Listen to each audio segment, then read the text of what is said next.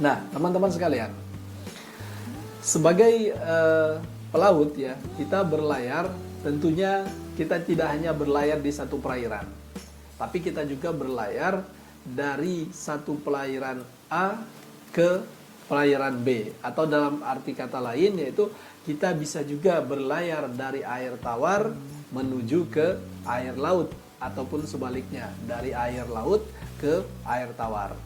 Saya mengingatkan kembali, pernah kita bahas bahwasanya air tawar dan air laut itu memiliki perbedaan density.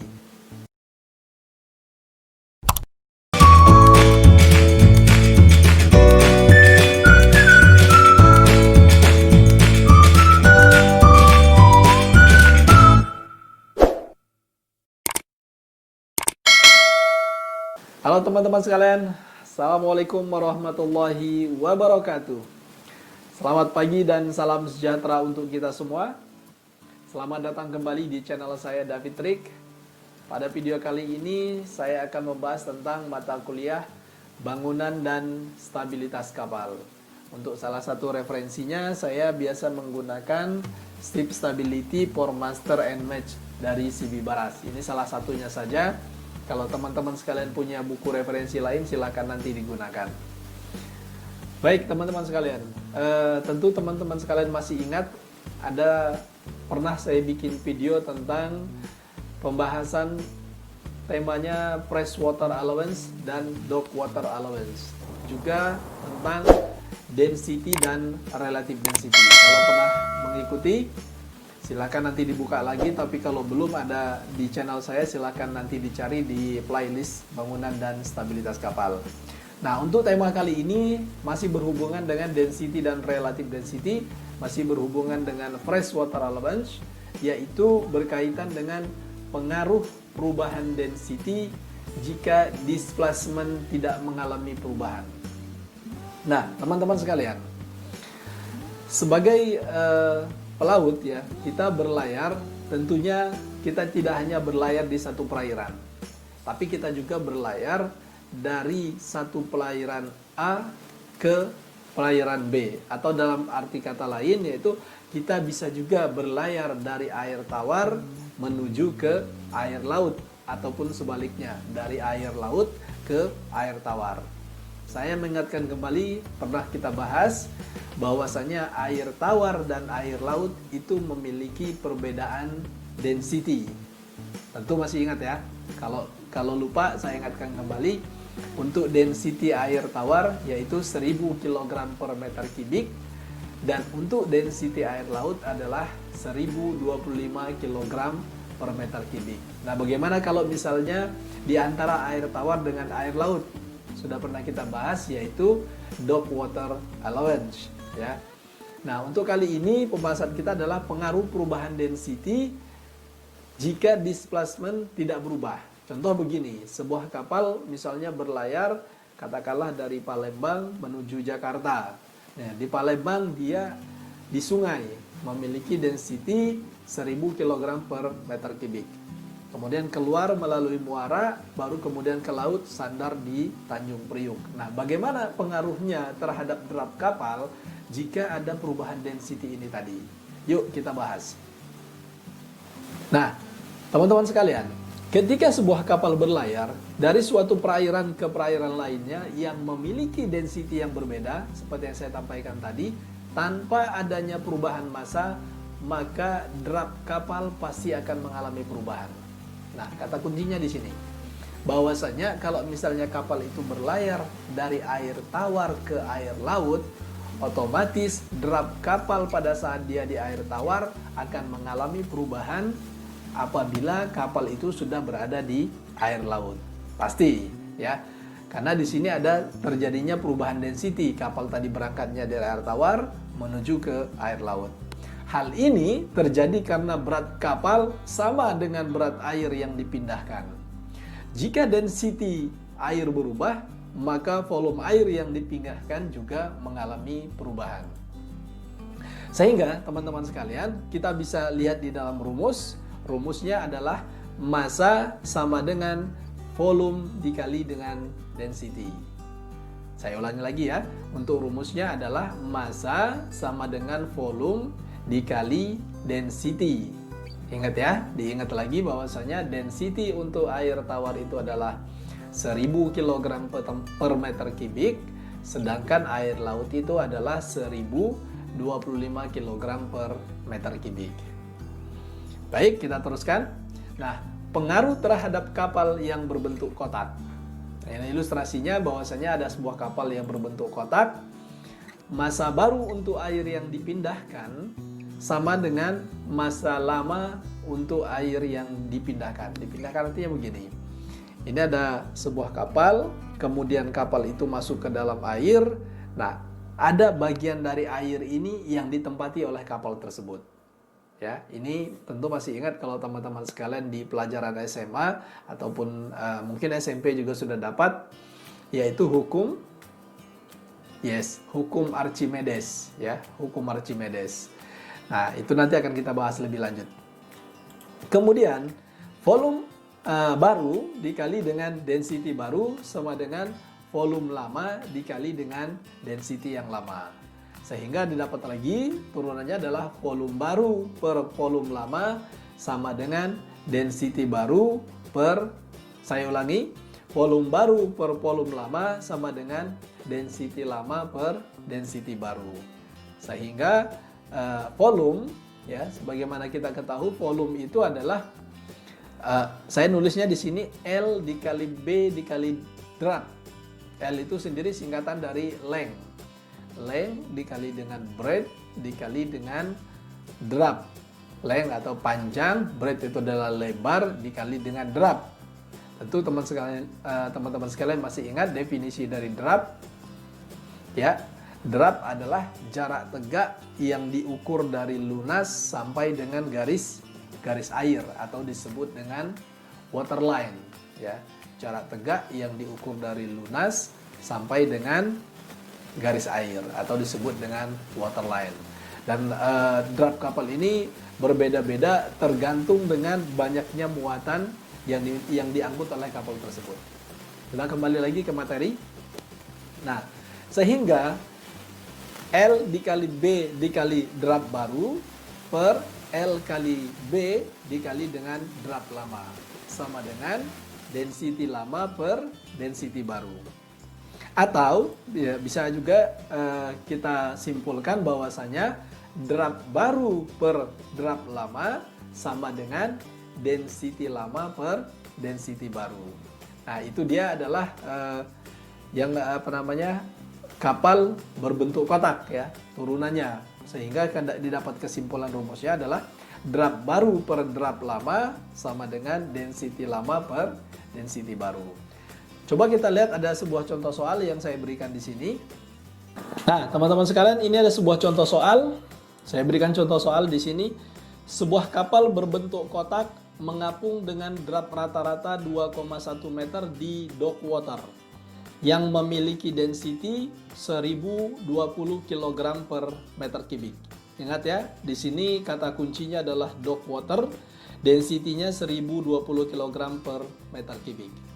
Hitunglah drop rata-rata untuk displacement yang sama, ya, pada saat di air laut yang memiliki density 1025 kg per meter kubik. Jadi di sini kalau kita sederhanakan, ini contohnya saya ilustrasikan sebuah kapal ini berlayar dari perairan dock water, ya, yang memiliki density 1020 kg per meter kubik menuju ke air laut, ya, ke pelabuhan, ya, katakanlah pelabuhannya ini pelabuhan yang langsung di pinggir laut, yaitu density perairannya adalah 1025 kg per meter kubik.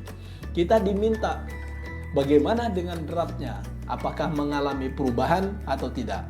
Yuk kita bahas. Nah, kita masukkan ke dalam rumus yang tadi. Rumus yang tadi adalah drop baru per drop lama sama dengan density lama per density baru. Nah, kita karena tadi ditanya adalah drop pada saat dia di air laut, maka kita turunkan menjadi sama dengan drop barunya yang kita cari. Drop baru sama dengan density lama dibagi dengan density baru dikali dengan drop lamanya. Nah, ini ada semua informasinya yang ada di dalam soal, tinggal kita masukkan ya. Kita masukkan ke dalam rumus. Maka density lamanya kita ketahui bahwasanya dia tadi di dock water dengan density 1020 ya, 1020 kg per meter kubik. Kemudian dia berlayar ke air laut yang memiliki density 1025 kg per meter kubik. Nah, kita sudah ketahui juga bahwasanya kapal tersebut mengapung dengan drop rata-rata 2,1 meter. Nah, tinggal dikalikan saja. 1020 per 1025 dikali 2,1 meter didapat 2,0 meter. Jadi kapal tersebut pada saat dia berada di dock water dropnya 2,1 meter. Ya. Ternyata setelah dia tiba di air laut ya, di pelabuhan yang air laut atau misalnya dia mengapung di air laut, ternyata dropnya berubah menjadi 2,09 meter. Artinya kapalnya lebih mengapung. Ya, betul. Arti kapalnya lebih naik. Karena terjadi perubahan density atau perbedaan density antara dock water dengan salt water atau antara dock water dengan air laut. Jadi sudah diketahui di sini bahwasanya drop baru kapal tersebut pada saat dia berada di air laut adalah 2,0 meter. Kita lanjut. Contoh soal yang kedua. Sebuah kapal berbentuk kotak mengapung di air tawar. Nah, ini ya di air tawar ya, dengan density 1000 kg per meter kubik. Dan pusat gaya apung. Teman-teman masih ingat pusat gaya apung adalah buoyancy ya, buoyancy. 0,50 meter di atas lunas ya. Nanti diketahui bahwa sini KB. KB-nya bukan keluarga berencana ya, tapi keel buoyancy. Keel buoyancy-nya adalah 0,5 meter di atas lunas. Ditanyanya adalah hitunglah tinggi dari pusat gaya apung di atas lunas ketika kapal mengapung di air laut dengan density 1025 kg per meter kubik. Nah, contoh soal yang pertama tadi adalah kapal dari dock water ke air laut.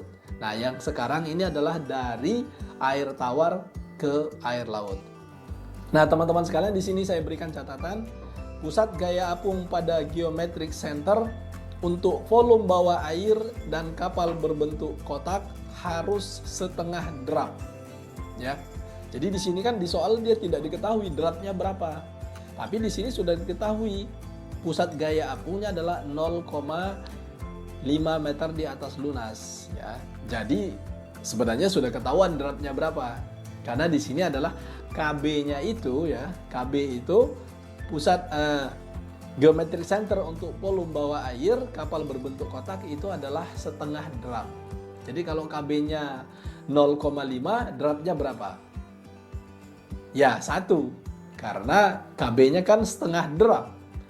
Setengah drop ya, setengah dari drop. Nah, sedangkan di sini KB-nya diketahui 0,5. Berarti dropnya adalah 1. Kecuali kalau misalnya di sini diketahui KB-nya 5. Berarti dropnya 10 ya. Nah, paham ya? Oke, kita lanjut. Pada air tawar diketahui KB-nya adalah 0,5 ya. KB tadi adalah setengah drop, maka disimpulkan bahwasanya dropnya itu adalah 1 meter. Ya, ini ilustrasinya. Ini waterline, ini sebuah kapal penampang kapal berbentuk kotak. Ini posisi keel B, KB, buoyancy ya. Ini B-nya buoyancy yaitu setengah drop ya, setengah drop. Nah, di soal memang tidak disebutkan dropnya berapa, tapi disebutkan KB-nya 0,5. Maka diketahui dropnya adalah 1 meter. Nah, kemudian pada air laut ya, kita mencari yang ditanyakan pada saat kapal itu sudah di air laut. Maka kita masukkan ke dalam rumus yang tadi, drop baru per drop lama sama dengan density lama per density baru ya. Karena dicarinya adalah drop baru, kita keluarkan drop baru sama dengan drop lama dikali density lama per density baru. Drap lamanya sudah diketahui ya, karena tadi dari KB-nya 0,5, maka kita ketahui bahwasannya drapnya 1 meter. Kita masukkan 1 dikali 1000 per 1025. 1000 dan 1025 dari mana? Yaitu dari density lama dan density barunya. Didapat drap barunya adalah 0,967 ya, hasil pengalian dari 1 dikali 1000 per 1025. Sehingga KB baru sama dengan setengah dikali dengan drap yang baru. Tadi sudah kita ketahui KB lamanya. Sekarang kita mengetahui KB barunya ya. Nah, KB barunya adalah setengah dikali drap yang baru. Karena kita sudah dapat drap barunya, tinggal dimasukkan setengah ya dikali drap baru, jadi KB barunya adalah 0,488. Kita bulatkan menjadi 0,49 meter ya. Tapi kalau misalnya tadi dia mengapung di air tawar itu KB-nya 0,5, sekarang pada saat dia mengapung di air laut menjadi 0,49 meter. Jadi kapalnya lebih mengapung ya. Jadi di sini kesimpulannya bahwasanya kapal itu lebih mengapung di air laut dibandingkan dengan air tawar. Nah, baik itu teman-teman sekalian, pembahasan kita tentang pengaruh density jika displacement kapal tidak berubah terhadap drap kapal. Yaitu ya, yang perlu kita garis bawahi di sini bahwasanya kalau kapal itu berlayar dari pelabuhan A yang memiliki density yang berbeda ke pelabuhan tujuan atau pelabuhan berikutnya memiliki density yang berbeda, pasti kapal itu mengalami perubahan drap ya, atau bisa disimpulkan pasti drapnya akan berubah, baik kapal itu berlayar dari air laut ke air tawar maupun dari air tawar ke air laut.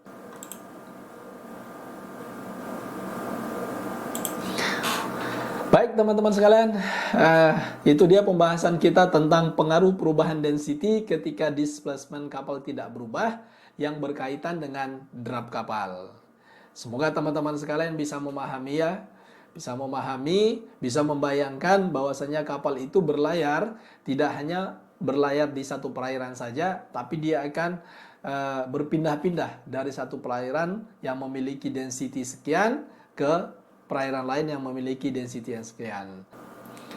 Terima kasih atas perhatiannya. Semoga itu bisa menambah pengetahuan dan wawasan teman-teman sekalian tentang mata kuliah bangunan dan stabilitas kapal. Nantikan untuk video-video yang selanjutnya. Terima kasih. Assalamualaikum warahmatullahi wabarakatuh.